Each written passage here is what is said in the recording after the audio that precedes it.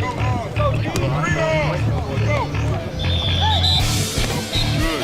your back hip into it.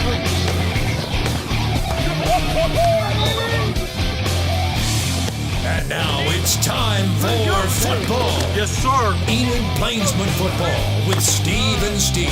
Good. Great. In cooperation with Enid Public Schools in the city of Enid, welcome to Plainsmen Football 2017 with Steve and Steve.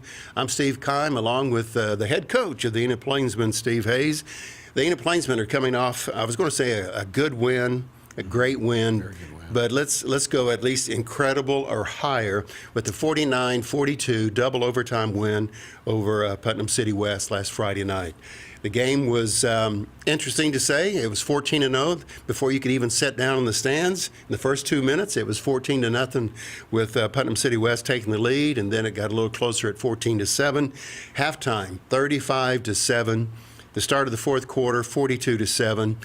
And then the game began. Mm-hmm. The game actually started in the fourth quarter. And again, the Plainsmen pull off a tremendous win. Comeback, 49-42, double overtime, 3-1 overall, coach, 1-0 in district play. I always ask you at this time, what's your assessment of the game? Are you breathing better? Congratulations on a great win for you, your staff, and all your student athletes. Congratulations. Thank you. I couldn't be prouder of our kids and the way that they competed. I never gave up, the toughness that they showed, because that really is a mental toughness, I think, that came through. And playing so hard in the fourth quarter and doing the things you're supposed to do play after play to be successful and never giving up. And that really is a testament, because when you're behind by 35 points, you don't get it back in one play. You have to play hard, good football for a long period of time to get back into it. And our kids did that in the fourth quarter finally. I do think there were some things we did in the first three quarters that we need to correct. We didn't play very well. We really didn't play well offensively or defensively in the first quarter. Kind of put us behind the 8 ball to begin with. Defensively played a lot better in the second, third, and fourth quarter, but we did not start the game well and kind of dug a big hole for ourselves. And fortunately, we were able to get out of it. Hopefully, we can start the way we finished the rest of our games this year. I have a tendency to kind of watch coaches and their mannerisms besides fans when things aren't going according to plan. And, you know, they get the ball, Putnam City West, and they go down and they're pitching it, and they're just running just every which way they want to run, and they score right off the bat. Then they block a punt and score off of that, and so it's 14-0 before you even sit in the stands, if you will. Yep. And I'm watching the demeanor of the coaches. So that quick, 14-0, what is going through your mind and the coaching staff's mind? How do you flip this switch to say, okay, that happens. We got to turn this around. I don't think at any point in time in the game did we ever panic or feel like we didn't have the ability to come back and be successful. I think you correct the mistakes and you play the next play, and I think that's focus and discipline, because all you have is the next play. And we needed to find a way to be successful. Offensively, we got down 14-0, and we had a pretty good drive where we went down and scored. Ryan Stotts had a beautiful catch on a 35-yard pass for a touchdown that kind of got us back into it there for a little bit and kind of woke up. But I think, you're constantly trying to fix mistakes. We use the huddle sideline review video. We actually have a television set up on the sideline. We bring the kids over, and so we're studying each drive immediately after the drive with the mindset that, hey, let's fix these mistakes and get it in gear so that we can do well this next series, instead of waiting until Saturday morning to watch the video when the game's over and trying to fix them then. And so I think our coaches did a really good job of correcting the mistakes. Defensively pretty quickly, offensively not until a bit later in the game, but correcting the mistakes and getting the kids in a position to be successful where they could have that great comeback. And there was a chance for the Plainsmen to score before the end of the half. I don't recall the player, you probably do, but it was in the back of the end zone. He stepped right. I mean, it was millimeters on the white line. And to me, I thought it was 6. It was a great catch, very back of the end zone, but the ref was back there, so undoubtedly there's a little bit of the foot on the white line. The ref had really good position on that. It was another touchdown for Ryan Stotts. It's a great throw by Mason. It was on a 4th down conversion. Right. There was 2 things. If we'd have gotten that score, I think that would have been pretty significant. The fact that we didn't let them score, they had the ball on our 1-yard line with a minute left to go in the first half, and we held them out, I think was huge. I mean, obviously that was the difference in the game when the game was all said and done. But to end the first half by shutting them out of the end zone when they really should have scored was a pretty big deal as well. Let me ask you this. Going into double overtime, you've had this massive comeback, if you will, or tremendous comeback. What's the mindset? What is your focus as a head coach going into overtime? Play at a time? What's the mindset? Yeah. I mean, I think you have your series from the 10-yard line. You have 4 downs to score, and you're still in that same mode that got you there. I think we felt very confident at that point that we were going to win the game. Putnam City West was very fatigued at that point. They had really struggled in offense, struggled at the quarterback position, and so we knew if we just take care of our business, we were going to get out of there with a win at that point in time. And that's taking care of the ball. We couldn't turn it over, no penalties. And we'd be effective. We really felt like 10 yards in 4 plays was not going to be that big of a deal. I guess if a person had recorded this show, they wouldn't necessarily want to watch quarter number 1, 2, or 3, but they want to begin on the fourth quarter. I think if you watch quarters 1 through 3, you realize how epic the fourth quarter is, though, because it was like a totally different football team. It was. Mm-hmm. It certainly was. Yeah. So in regard to highlights, what set the stage for some of the highlights that we're about to see here in the next few minutes? It was hard picking highlights because there's so many good things that happened, especially in that fourth quarter, but we narrowed them down to the following. Ryan Stotts' 35-yard touchdown catch in the first quarter. That'll be the first one that you see. And then our goal line stand right before the half where Jay Sean Sears, our cornerback, number 6, tackles a quarterback for a loss. Right. And ends the half. The clock expires. And, man, what a big deal. And, we could have been behind 42-7 at the half at that point. And, 35-7 was actually good, believe it or not, because that allowed us the margins to be able to come back. And not counting the momentum. Yeah. Sure, the numbers on the board look kind of... But we had some positive momentum going into the locker room at half. I agree. And then in the fourth quarter, we went down and scored to make it 42-14. The very next play, Jay Sean Sears has a scoop and score off of a fumble caused by Ivy Mace. And that put us right back in the game at 42-21 with about 10 minutes left to go in the game. That bang, scoring 2 touchdowns was a real big deal, and so you'll see that play as well. There's a nice run by Marlowe that sets up our 28th point. And how many touchdowns did Marlowe? He was our guest a couple of weeks ago on the show. He scored 4 touchdowns in the fourth quarter, which is significant in that we came back by running the football. It wasn't all throw. We actually had 31 offensive snaps in the fourth quarter, and several of those were running plays. We were able to use the time and manage it well to be able to still be able to run the football, which I think made it effective for us. There was a 4th and 16. In that fourth quarter comeback that we converted on. It was a nice pass from Mason Scrimmager to Jerra Williams, who'll be on the show here in a minute. A beautiful throw and catch that got us a first down and kept that drive alive. And then you'll see Mason Scrimmager scramble in the second overtime that puts us on the 1-inch line, and then his quarterback sneak that provides the winning points. And then the last 2 highlights are the last 2 defensive plays of the game, where we make 2 incredible plays. One is a pass breakup by Jerra in the end zone to a receiver that seems like he's wide open, and another one is just a punishing sack of the quarterback by Roy Crawford. Then that was the last play of the game that we won on and ended the game for them. And so some really cool highlights this week. 49-42, big win for the Enid Plainsmen over Putnam City West. And as the coaches just kind of shared with us those numerous highlights, let's take time right now and view those.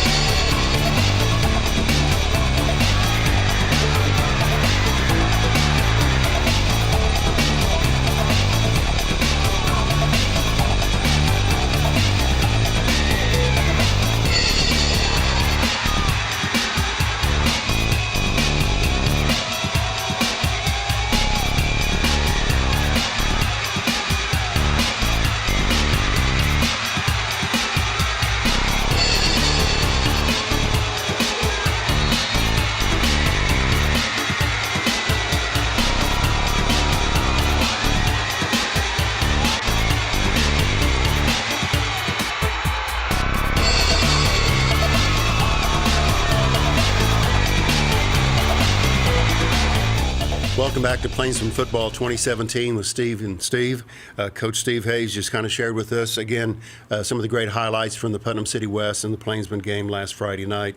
I'd like to remind you, you can catch playbacks of the show on the Enid Television Network on Channel 11 and also in high definition on Channel 111, Monday at 8 in the evening, Tuesday 4:30, Wednesday also in the evening. Anyway, later on in the show, we'll show the actual broadcast times. Just want to let you know that Plainsmen Football airs throughout the week on Channel 11 and 111. And we, as we mentioned at the beginning, in partnership with Enid Public Schools, we are pleased to be able to do so.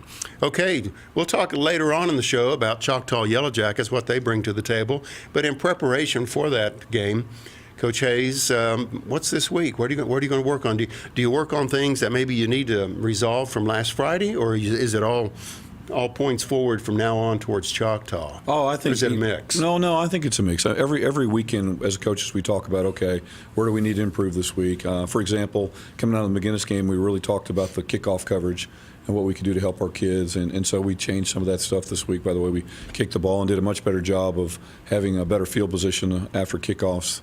Thought we improved there. This week, I think we're going to be focusing on what we start the game, making sure that our kids are confident in what we're doing so they can start the game with confidence. It's going to be probably a big crowd. It's homecoming, and so we want to prepare our kids for that type of environment. It's going to be great to be back home. We've been gone for a month, and so I think we're looking forward to that. Choctaw is always one of those blue-collar, tough football teams. They don't have necessarily a superstar, but they have 11 kids that play hard on both sides of the ball. They execute well, and it's going to be a tough football game. We're going to have to play well to win. It's definitely a winnable game, but they're going to continue to push us and make us better by the way that they play the game, and we're going to have to be ready to go. And the fact that you've had the experience of playing Choctaw in the past, you remember last year's game, they came to play. And it was a tough ball game. So you know exactly that's what it'll be this week. Yeah. Okay, Coach, thank you very much. Well, we need to move on to a segment here where we get to meet our student athlete of the week, and we'll do that in just a moment. But right now, let's meet other members of the Enid Plainsmen football team right now. Here we go.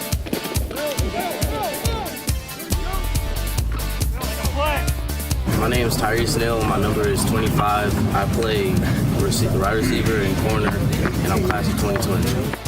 Ryan Sanchez, 43, defensive line, 18 linebacker. Lincoln Sestic, 88, wide receiver, senior. My name is Caleb Stanley, number 77. Play defensive tackle, class of 2020. My name is Chris Gilmore, number 18, kicker and receiver, sophomore.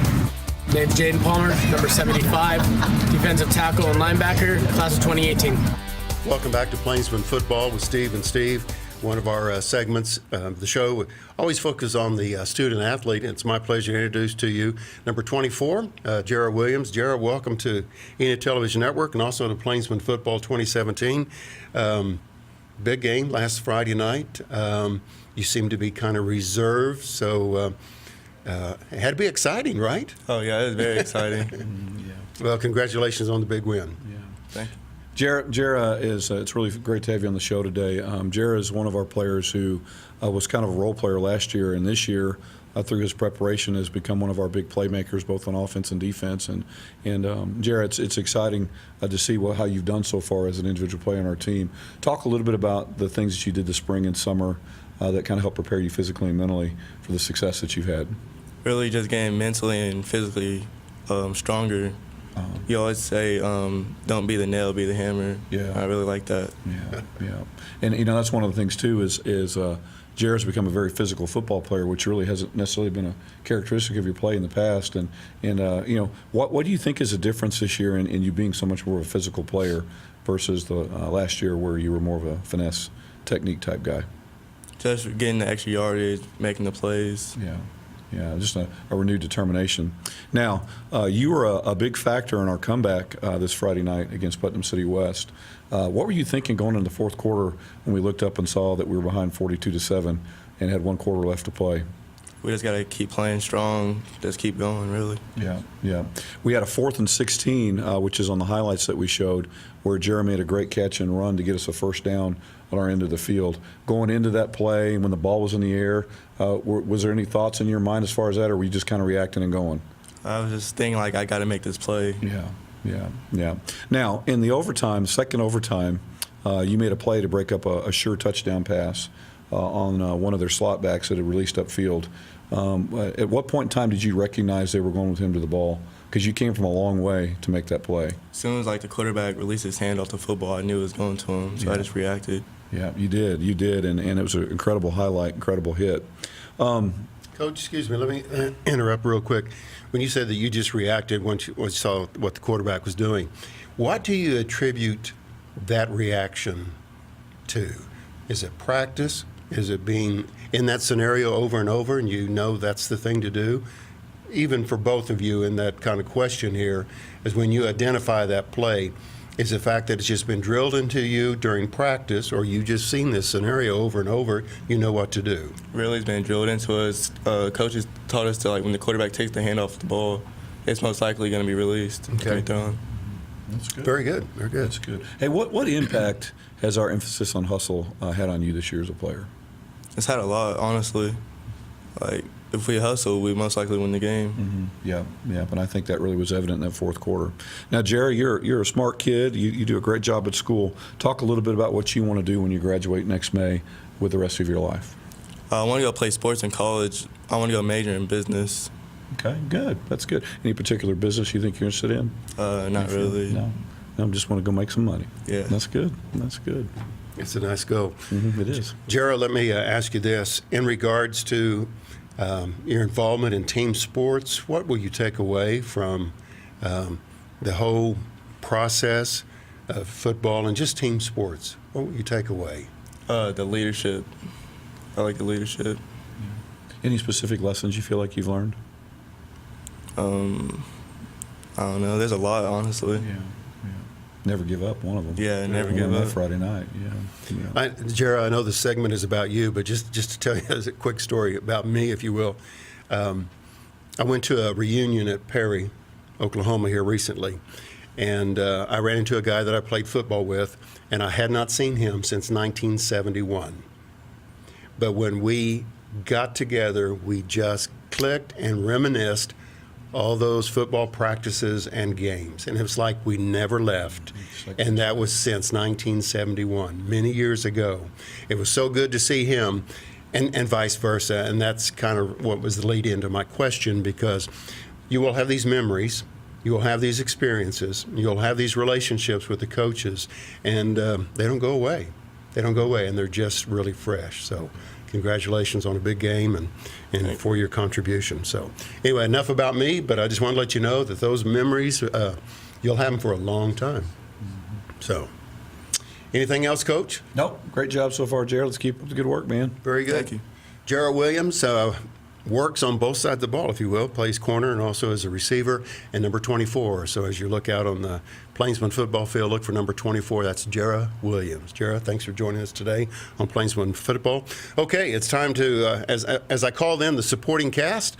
You've got a great supporting cast, and I had a great opportunity to visit with some of them last Friday. Let's meet some of the assistant coaches right now on Plainsmen football with Steve and Steve. Coach Cameron Conder. Position I coach would be quarterbacks, offensive coordinator, and assistant head coach. I teach PE at Hayes Elementary School for Principal Lynn Murphy. My favorite movie is Remember the Titans. The person that is influencing me the most in my life would be Jim Rattay. Coached with him in Arizona for a number of years. He's a Hall of Fame head coach, and talk to him on a weekly basis, and gives me a lot of insight into the coaching profession, and he impacts my life on a weekly basis. My name's Cash Conder. I coach receivers here at Enid High School.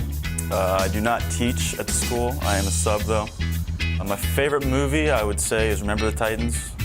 And my most influential person is going to have to be my father. He's taught me some great life lessons, teach me that I'm not the only one with my last name. I got to carry and set a good example for my younger brothers and others around me.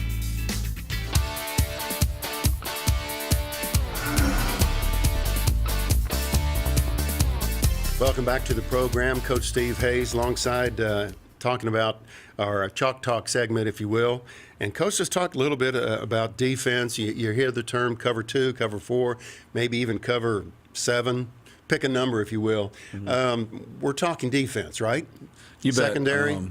The different type of coverages that the defensive backs play to cover receivers on pass plays, basically. And so how do you cover pass plays? And what a lot of people don't realize is those 4 guys back there have rules that they follow based on the type of coverage it's called. A cover 2 is when you have 2 safeties that cover half the field with coverage underneath by the other 5 defensive players, linebackers, and corners. Cover 3, you have your 1 safety and your 2 corners, 3 people covering 1/3 of the field. Cover 4, it makes sense, is you have 2 corners, 2 safeties, all covering 1/4 of the field. And then you have something like cover 0, which means you're in straight man coverage with no safety help behind you.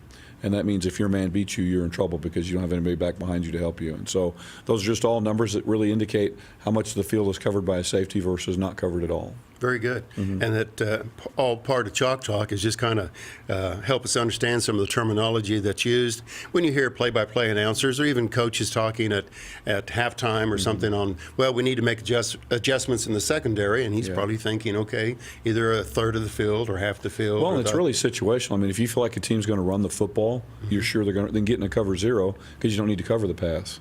If you feel like they're going to throw the football, then you get in a cover 4 where you have 4 deep players to get behind everybody at the end of the game or whatever, and you don't give up a deep ball. And so it's all situational as far as what you use and what you call. Very good. Topic number 2 on Chalk Talk with Coach Steve Hayes is about conditioning. You have to feel confident that the Plainsmen were in great shape. They kept pushing hard. You mentioned 31 plays in the fourth quarter, and therefore a lot of other teams are not in the physical shape or have the stamina that your team is involved in. Tell us a little bit about conditioning, especially fourth quarter and double overtime. You know, we were definitely prepared by the way we practiced for what we needed to do in the fourth quarter. We snapped the ball 31 times offensively, which is, I mean, normally you're going to snap the ball 15 times in a quarter. And we snapped at 31, and it's because that's the way we practice every day. For example, last Wednesday in team offense, in a 20-minute period, we had 45 snaps. And so we actually had more snaps in that team period than we had in the fourth quarter. On Tuesday, we had a very lengthy conditioning period, and then after we conditioned, we lined up and we ran some goal line plays into the end zone after we had run so that we could learn how to function. I don't even know if Jerra and the kids realized that after the game, but we really had a week that prepared us for the chaos that occurred in the fourth quarter. And there's no doubt when you watch the video, the Putnam City West kids were extremely fatigued. We're much more concerned about finding the next breath than making a tackle. And I think it was a big difference in the outcome of the game. And I think if you don't practice it that way daily, you can't do that. I think it really is an indication of the way the kids were prepared because it's just second nature to us. And I think excuse me, Coach, I think you can even notice that fourth quarter in some collegiate games. Yes, oh yeah. You know, you'll notice that some of the teams that just line up and go, and then fourth quarter, that defense on the team on the other side of the ball, they're thinking, when is this going to end? Oh yeah. And you can see that difference. Let's talk a step further about conditioning. You're practicing 30, 40 plays of just go, go, go. But on the other side of conditioning, how much running, how much aerobic exercise, if you will, is in that? Or is it just the focus on running the number of plays? I mean, do you line up on the goal line and say, okay, we're going to run for a while? A vast majority of our conditioning occurs within the context of practice. Okay. Running 45 offensive plays is tough. There's an extreme level of fatigue when it's all said and done. And so, we didn't condition on that day just because we felt like we'd covered it up in our practice. And the other thing, too, is we grade hustle in practice every day. If the kids don't get a high enough hustle grade, which is a 90%, they've got to condition at the end of practice.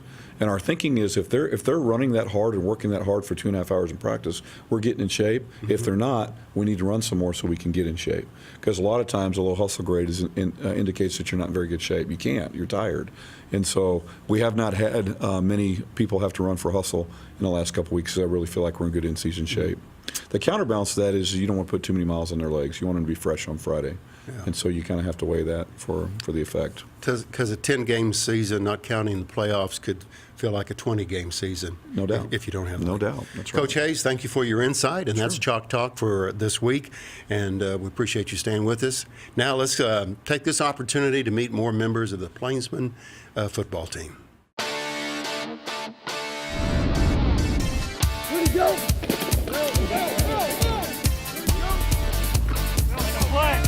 My name is Kalen Ellis. I'm number 80. I play corner and receiver and sophomore. Rock Anderson, number 48. And I play middle linebacker, class of 2018. My name is Kobe Jarnigan, number 4. I play quarterback and class of 2020. My name's Colin Guard. I play on offensive line, right guard. I'll be a junior this year. My name is Nick Choctaw, number 33. Play running back, class of 2020. My name's Isaiah Mendenhall. I'm a junior, number 22, and I play safety. Hope you enjoy the timeouts that we have here on Plainsmen Football, where we have the opportunity to meet the assistant coaches, but also more members of the Plainsmen Football team. If you have a question for Coach Steve Hayes, you can send an email to asksteve@enid.org. That's ASKSTEVE @enid.org. And the coach will address those questions on Chalk Talk next week and in the future shows. You briefly talked about the Choctaw Yellow Jackets. Mm-hmm. They're coming to town. Mm-hmm. Friday game, homecoming. Yep. Packed stands. Yep. Choctaw, offensive and defensively, what will they bring to the ball game? Choctaw offensively is really defined by a quarterback run game. They actually like to get into empty, put all the receivers out, and then let the quarterback run the football. And so we'll have to defend the quarterback as a runner as well as a passer, which creates some challenges, and they're pretty effective at that. They're efficient at throwing the football, though I think they want to establish the run first and foremost. Defensively, we're going back to a 3-4, which we've seen a lot of this year. That was Guthrie's defense, Ponca City's defense, and so we're looking forward to going against the 3-4 defensive front. We feel like we're pretty good at blocking that and really understand our rules, and so we're excited about the possibilities that brings. We're really excited about coming home. Haven't played at home since August 25th, so it'll be a month and 4 days since our last home game, and really anticipating a big crowd this week. Man, we want to pack the stands and have there be standing room only at the stadium, which we haven't had in Enid for a long time, but I think it's time for that to occur. Really looking forward to seeing all the people coming back for their homecoming parties and hopefully give them something to be proud of. And Choctaw's coming off of a loss. How much do you think that impacts the following week for someone coming to town? I think it's not going to. I really don't. I think, kids are really resilient, sure, and they're already forgotten it. Each week's a new week. Yeah. Each week's a new week, and so it's a district game. It's an important game. You got to play well. Okay, very good.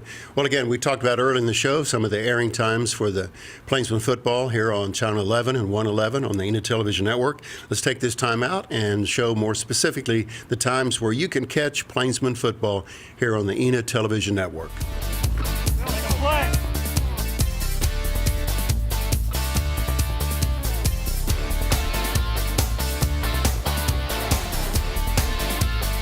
And again, thank you for watching the show, and be sure and just share with your neighbors and people at the office. I had a call the other day. A gentleman wanted to know about the times of the coach's show, and I shared that with him because I'm going to tell everybody. Sure. So we encourage you to do the same. So, okay, Coach, we need to wrap up today's segment here, and your emphasis on character building, I think love one another, is the theme for this week. Tell us about that. We're hitting the last letter in MDAL, and that's L, love one another. And our definition is pay the price. And PRICE is an acronym that stands for push one another, respect one another, invest in one another, care about each other, and encourage each other. And so it's a good week for that. Very good. Coach Steve Hayes of the Enid Plainsmen, thanks for being here today. Always enjoy doing the show with you. Thank you. We want to say special thanks to Jerra Williams, our student athlete for this week. And we want to say thank you for joining us on Plainsmen Football. Our friends Jeff and Gary Williams at On Deck for providing our studio set for us, and AJ, Penn, and Dane behind the scenes to make sure the show happens. So we want to say thanks to everyone. Thank you for joining us on Plainsmen Football with Steve and Steve. We'll see you at the stadium this Friday night as the Yellow Jackets from Choctaw come to town. The Plainsmen 3-1 overall and 1-0 in district play, and so we'll see you Friday night at the game. Until next time, make it a great day. Thank you for watching Enid Plainsmen Football with Steve and Steve on ETN. What?